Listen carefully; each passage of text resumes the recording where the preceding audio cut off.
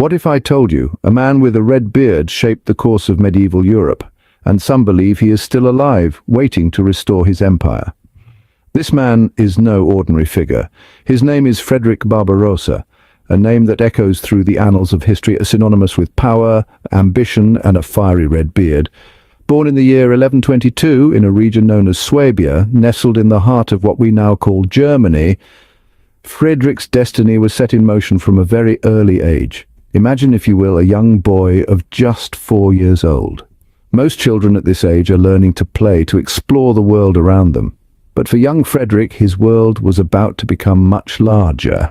The title of Duke of Swabia, a weighty responsibility steeped in tradition and power, was thrust upon his tiny shoulders. As he grew, so too did his beard, a distinctive feature that would earn him his famous nickname, Barbarossa, they called him. An Italian term that translates to red beard. It was a moniker that would stick, an image that would become as iconic as the man himself. Frederick Barbarossa was not just a duke with a distinctive beard, though. His ambitions reached far beyond the borders of Swabia. His eyes were set on a greater prize, a position of unparalleled power and influence. He aspired to ascend to the throne of the Holy Roman Empire, a diverse realm that stretched across vast swathes of Europe. But how did this young duke rise to become one of the most powerful Holy Roman emperors? Stay tuned as we delve deeper into the life and legacy of Frederick Barbarossa. We'll explore his ascension, his crusades, his untimely end, and the enduring fascination with his life and legacy. Because you see, Frederick Barbarossa was not just a man, he was, and to some still is, an emblem of the tumultuous, complex forces that shaped medieval Europe. The year 1155 marked a new era for the Holy Roman Empire with the ascension of a new ruler, Frederick Barbarossa. Swabia-born Barbarossa, known for his distinctive red beard that earned him his nickname, stepped up to the throne at the age of 33, an inheritance that was anything but a smooth transition. Before we delve into Barbarossa's reign, let's take a moment to consider the Holy Roman Empire. It was a diverse entity, a patchwork of territories scattered across Central Europe, each with its own customs, dialects, and rulers. It was an empire in name, but the connection between its parts was tenuous at best. Into this fractured landscape stepped Barbarossa, a man with a vision. He sought to centralize imperial power, to transform this loose constellation of territories into a unified empire under his rule. It was an ambitious, perhaps audacious plan. Barbarossa was not just a dreamer, though. He was a man of action. He understood that to centralize power, he needed to win the loyalty of the empire's diverse constituents. He embarked on a series of campaigns, not just military but political and diplomatic. He curried favor with the influential, made alliances where he could, and subdued those who would not bend. His reign was not without controversy. His attempts to centralize power were met with resistance, at times fierce. The empire was not accustomed to a strong central authority, and many of its constituents resented Barbarossa's attempts to impose one. But Barbarossa was undeterred. He believed in his mission, and he pursued it with a tenacity that was as admirable as it was relentless. He knew that unifying the empire would not be an easy task, but he was prepared to do whatever it took to achieve his goal. From his throne, Barbarossa looked out upon an empire in need of unity, and he set out to provide it. The late 12th century saw Barbarossa embark on a journey of faith and power, the Third Crusade. This wasn't just any crusade, it was the Crusade of Kings, a pivotal chapter in the chronicles of medieval Europe. The stage was set. On one side, the armies of Christendom, led by the most powerful monarchs of the age, Barbarossa, Richard the Lionheart of England, Philip II of France. On the other, the formidable Muslim leader Saladin, who had captured the heart of Christendom, Jerusalem. What drove these kings to march on this perilous crusade? It was more than just the recapture of Jerusalem. It was a quest for glory, a demonstration of power, and for Barbarossa another chance to assert his imperial authority. As the Holy Roman Emperor, Barbarossa's realm was a diverse patchwork of territories. His ambition was to centralize this empire, and the crusade offered a unique opportunity to do so.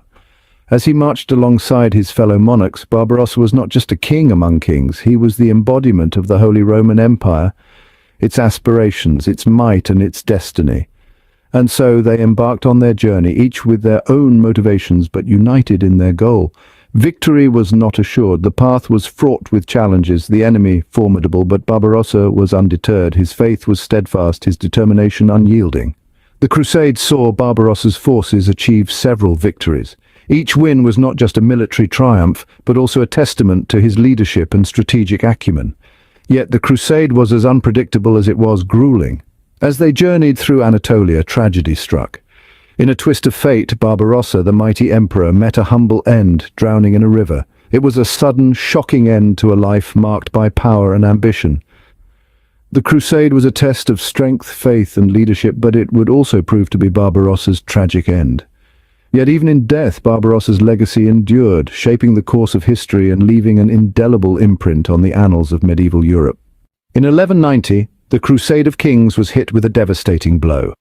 The grandeur of Barbarossa's reign, his relentless pursuit of centralizing power, and the valiant efforts in the Third Crusade all came to a sudden and tragic halt. The mighty emperor, the man of the red beard, met an end unbefitting his stature and achievements. It was during a journey through Anatolia, a region known for its treacherous terrains and unpredictable rivers, that fate dealt its cruel hand. Barbarossa, the Duke of Swabia turned Holy Roman Emperor, known for his bravery and strategic acumen, drowned in a river. The exact circumstances remain shrouded in mystery, with various accounts narrating different versions of the event. Some say he was trying to cross the river on horseback, while others suggest he was bathing. Regardless of the specifics, the undeniable truth is that this formidable leader, this crusader emperor, was claimed by the waters of Anatolia. The news of Barbarossa's death sent waves of shock and grief throughout the ranks of the crusaders. The man who had led them, who had inspired them, was no more.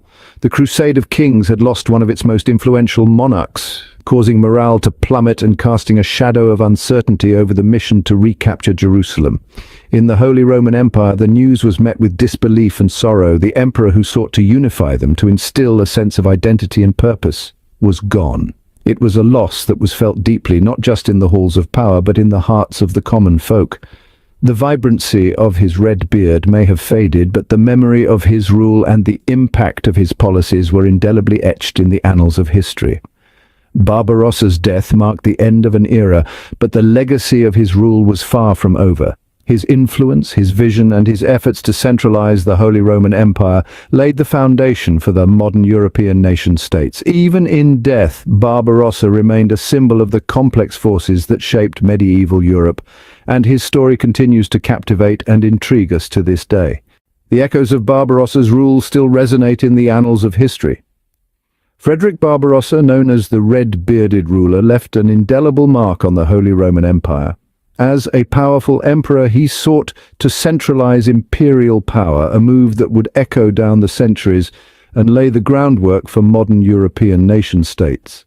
His reign was marked by a delicate balance of power, diplomacy, and warfare, all aimed at unifying a diverse and sprawling empire. Barbarossa's efforts to centralize the empire were both ambitious and far-reaching. He worked tirelessly to consolidate power, bringing together a vast array of territories under a single rule.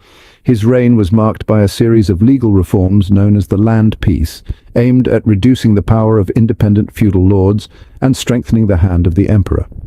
These reforms would play a crucial role in shaping the political landscape of Europe, laying the foundation for the emergence of strong, centralized states.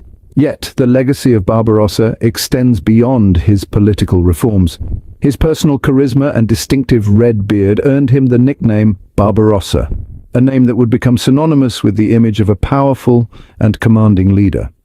His name, his image, and his deeds became ingrained in the collective memory of the empire, transforming him into a larger-than-life figure.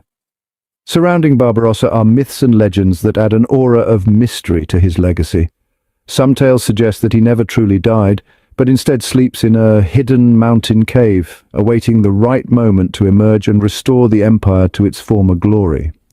While these stories are steeped in folklore, they underscore the enduring fascination with Barbarossa's life and reign.